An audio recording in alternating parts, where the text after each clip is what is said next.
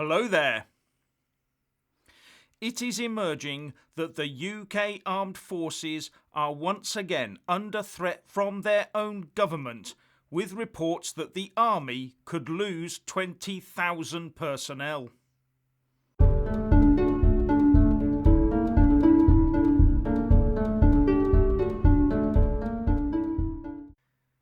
Firstly, please subscribe and like this video to give my channel a boost.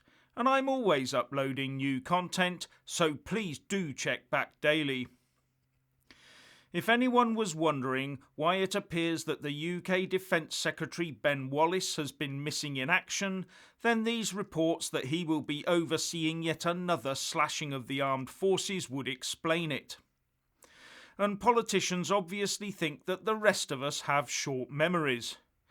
Because could this be the same Ben Wallace, Defence Secretary, who, when asked about rumours of defence cuts back in November 2019, said via Twitter, "For the record, there are no plans to shrink the army.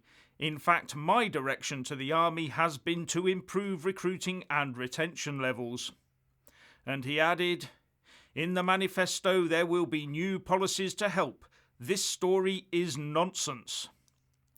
And in the manifesto for the December 2019 general election, it said, "We are proud of our armed forces and will always fund them properly," as well as, "The strength of the armed forces, our alliances with like-minded democracies and our willingness to act are all reasons for the UK to hold its head high." Then there's, "We will invest in training and equipping our armed forces and constantly champion their exemplary contribution to our security and our country." But when you look, nothing about actual numbers. But it does also say, "We will adapt to new threats, investing more in cybersecurity and setting up the UK's first space command." And that seems to be the exact route the government is taking. But by investing more in cyber and space, it will be investing in fewer soldiers, a lot fewer.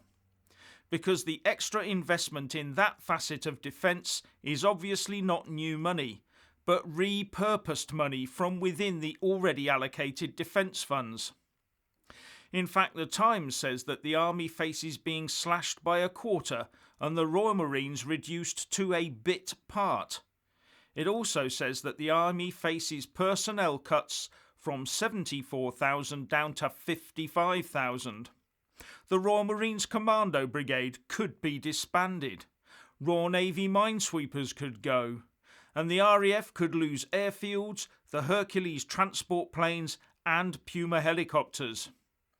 And this has been put down to the chief aide to Boris Johnson, Dominic Cummings, wanting to divert attention and funding into cyber warfare, space and artificial intelligence. And Cummings is said to be the driving force behind the recent UK acquisition of a £400 million share of the bankrupted OneWeb satellite system. Now, the UK is committed to spending 2% of its GDP on defence in support of NATO. And in fact, in that same election manifesto, the Tories said, "We will continue to exceed the NATO target of spending 2% of GDP on defence and increase the budget by at least 0.5% above inflation every year of the new Parliament." But the pandemic has of course trashed our GDP, so that reduces the amount in pounds and pence that we have to spend on defence in support of NATO in the short to maybe the medium term. But the pandemic has revealed that we still live in a very unstable world, with China, for example, embarking on adventures in the South China Sea, which has forced the US to send a double aircraft carrier force of the USS Nimitz and the USS Ronald Reagan there on a show of strength. And the resulting war of words between the two should worry us all. CNN reported, "The two US carriers arrived in the region as China wrapped up its own set of naval exercises near a disputed island chain.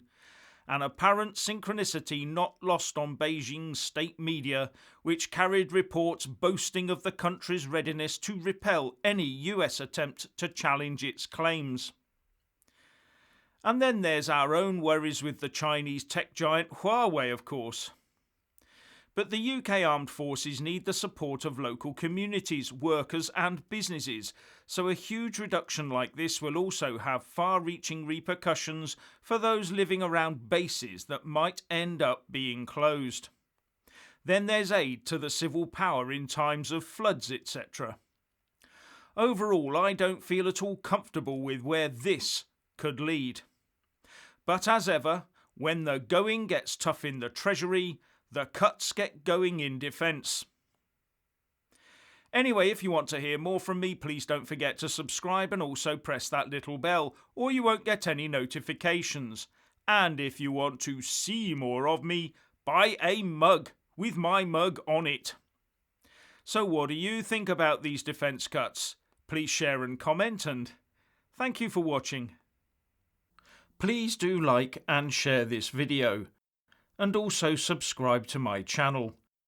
And when subscribing, please do remember to press on the little bell next to the subscribe button. That way you'll get an alert every single time I put up a new video. And thank you very much for watching.